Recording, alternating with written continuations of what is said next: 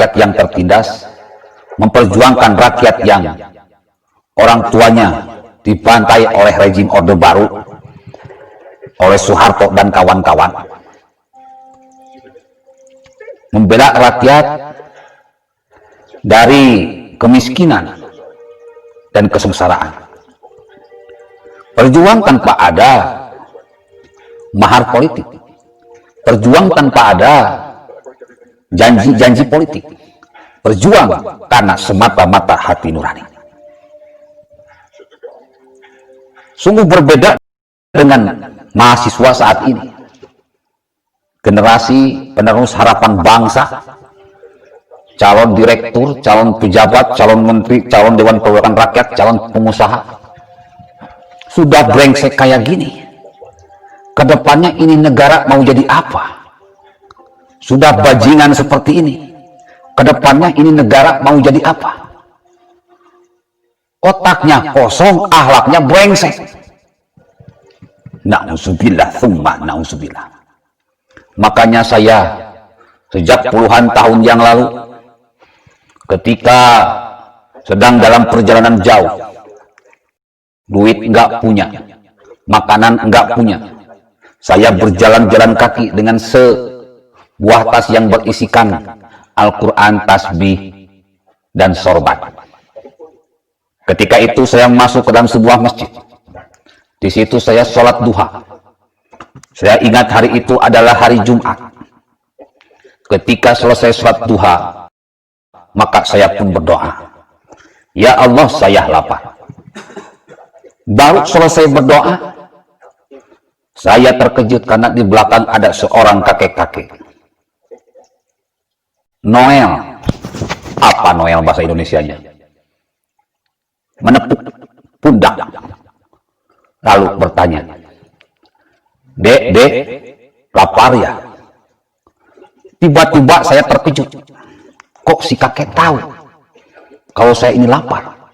Padahal kan barusan itu saya berdoa nggak keras, cuma di dalam hati. Tapi kenapa si kakek tersebut hafal isi doa saya?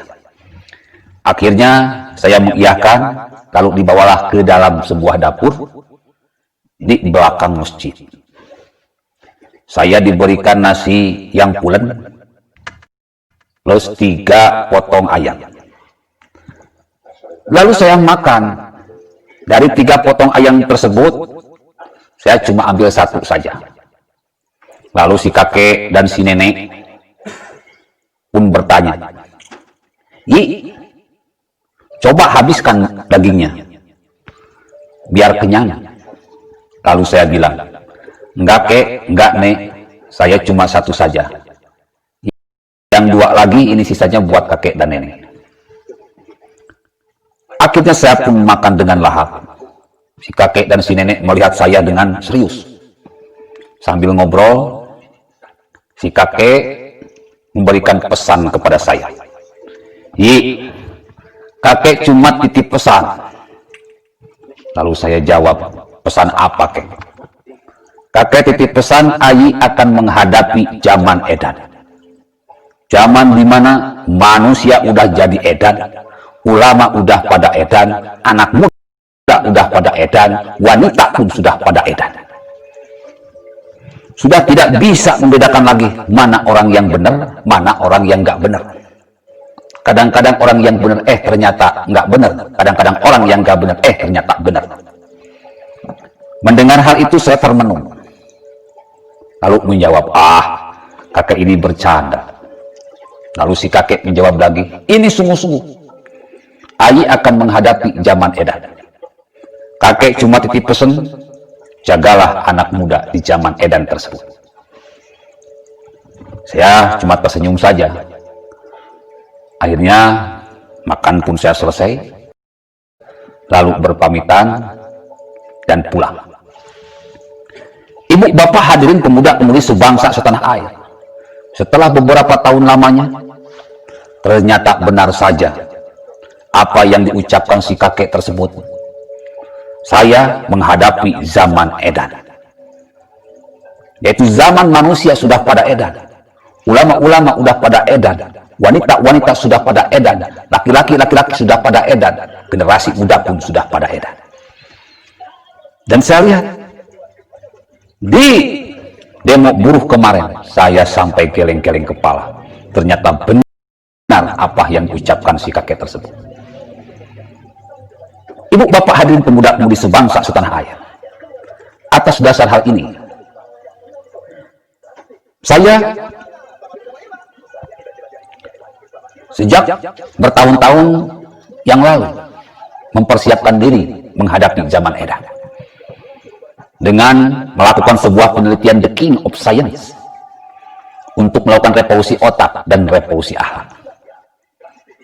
Saat ini waktu yang tepat untuk melakukan revolusi otak dan revolusi akhlak.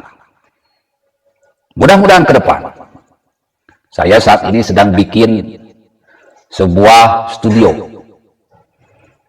rekaman lah,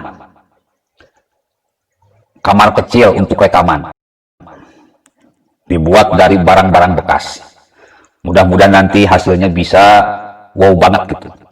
Plus saya membuat sebuah laboratorium penelitian. Ke depan saya akan mulai bergerak, karena tidak ada cara lain yang harus dilakukan, adalah terus bergerak. Meskipun tanpa dana, meskipun dengan fasilitas terbatas, meskipun dolar YouTube saya diblokir, tetap harus bergerak demi menjalankan amanah, menyelamatkan generasi muda agar tidak jadi manusia brengsek yang otaknya kosong, akhlaknya brengsek. Ke depan saya akan isi otaknya diisi, akhlaknya diperbaiki. Ini tujuan ke depan. Saya tidak begitu menginginkan bantuan dari pemerintah, karena percumalah.